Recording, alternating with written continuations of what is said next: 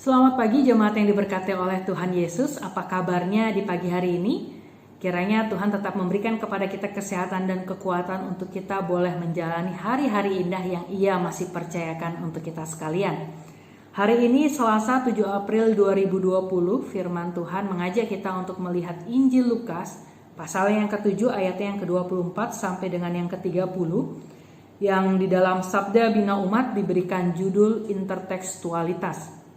Jemaat Tuhan, pagi hari ini bacaan kita berbicara mengenai Yohanes Pembaptis, di mana Tuhan Yesus pada saat itu ada bersama dengan orang-orang banyak, dan Ia mulai menceritakan tentang siapa itu Yohanes Pembaptis melalui pertanyaan-pertanyaan retoris yang Ia ajukan bagi orang-orang banyak tersebut. Pertanyaan-pertanyaan retoris, pertanyaan-pertanyaan yang sesungguhnya tidak membutuhkan jawaban. Kita bisa melihat pertanyaan tersebut ada di sepanjang ayatnya yang ke-24b sampai dengan yang ke-25. Tuhan mengatakan, untuk apa mereka semua datang ke padang gurun? Apakah untuk melihat buluh yang digoyangkan angin? Tentu tidak. Atau apakah mereka datang ke padang gurun untuk melihat orang-orang yang berpakaian indah, orang-orang yang berpakaian bagus? Tentu tidak juga, karena orang-orang yang berpakaian demikian itu tempatnya di istana raja, bukan di padang gurun. Lalu untuk apa mereka datang ke padang gurun? Kita lihat ayatnya yang ke-26 dikatakan, jadi untuk apakah kamu pergi melihat nabi? Benar, dan aku berkata kepadamu bahkan lebih daripada nabi. Jemaat Tuhan, ayat 26 ini yang dimaksudkan adalah Yohanes Pembaptis, di mana mereka pergi ke padang gurun bukan untuk melihat buluh yang digoyang angin, bukan juga untuk melihat orang-orang yang berpakaian indah, namun untuk melihat sang nabi, bahkan lebih dari nabi dikatakan, yaitu Yohanes Pembaptis yang memberitakan kebenaran Tuhan. Bahkan lebih daripada itu, Yohanes Pembaptis diutus untuk mempersiapkan jalan bagi Sang Mesias. Sehingga di dalam ayat 29 dikatakan, seluruh orang banyak yang mendengar perkataannya, termasuk para pemungut cukai, mengakui kebenaran Allah karena mereka telah memberi diri dibaptis oleh Yohanes. Berbeda dengan ahli-ahli Taurat dan orang-orang Farisi yang dikatakan di dalam ayat yang ke-30, tidak mau dibaptis oleh Yohanes Pembaptis, dan artinya mereka tidak menerima kebenaran Allah. Jemaat Tuhan, sampai di sini pembacaan kita. Lalu kemudian apa hubungan dengan judul yang diberikan oleh atau yang tertulis di dalam Sabda Bina Umat?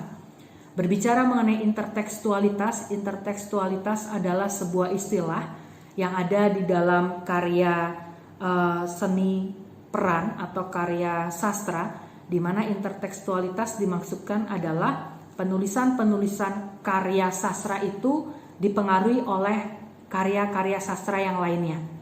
Dan hidup kita saat ini yang kita jalani bagaikan intertekstualitas itu, di mana kita mengalami proses penulisan di dalam kehidupan ini. Kita kemudian menjadi karya sastra yang terbuka, yang selama kita berproses di dalam kehidupan ini mendapatkan pengaruh-pengaruh atau masukan-masukan dari berbagai hal.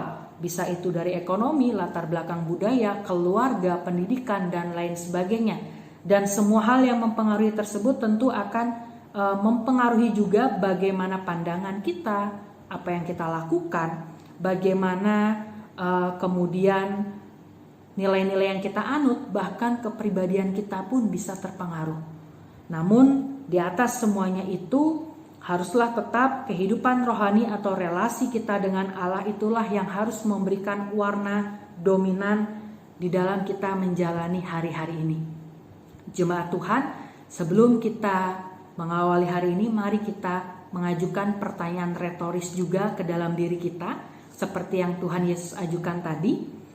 Pertanyaannya kita bisa lihat di dalam Sabda Bina Umat. Jadi, untuk apakah kita datang kepada Tuhan? Untuk apakah kemudian kita memberikan diri kita, menyatakan kepercayaan kita kepada Tuhan? Ini adalah sebuah pertanyaan mendasar yang harus kita ajukan kepada diri kita masing-masing untuk kita bisa melihat relasi seperti apa yang selama ini kita bangun bersama Allah. Sudahkah relasi atau hubungan itu nyata di dalam kehidupan kita, di mana semuanya itu menceritakan dan menegaskan kebenaran Allah? Apakah orang-orang dapat membaca kebaikan dan kasih Allah yang luar biasa itu melalui sikap kita, melalui tutur kata kita? Ataukah masih semuanya itu menjadi kebanggaan kita, kekristenan yang kita banggakan itu masih terletak di dalam kartu tanda penduduk kita semata, yang hanya tersimpan rapi di dalam dompet kita, dan belum kita bawa ke dalam kehidupan sehari-hari ini, sehingga orang-orang pun juga belum melihat kebaikan Allah melalui hidup dan kehidupan kita? Mari kita tanyakan itu semua Bapak Ibu. Saya, Bapak Ibu, saudara-saudari, mari kita mengawali hari ini dengan kita berefleksi terlebih dahulu, mempertanyakan pertanyaan-pertanyaan tersebut ke dalam diri kita. Sudahkah kita seperti Yohanes Pembaptis yang menyuarakan kebenaran-kebenaran Allah?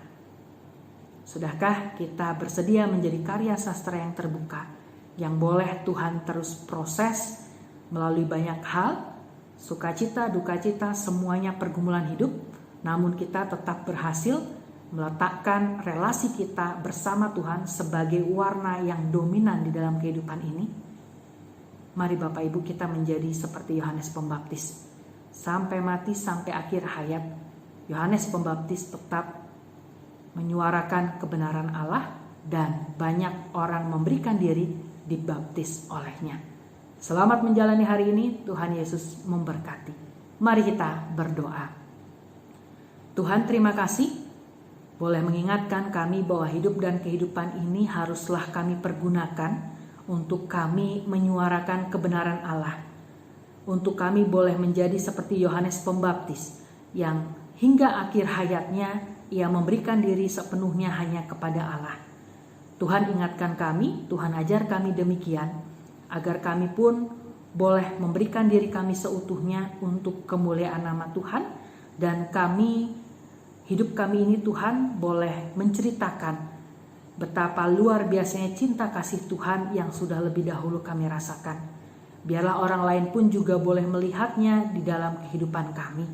Terima kasih Tuhan, berkati kami di hari ini. Apapun yang kami lakukan, kiranya itu semua berkenan bagi Allah. Di dalam nama Tuhan Yesus kami sudah berdoa. Amin.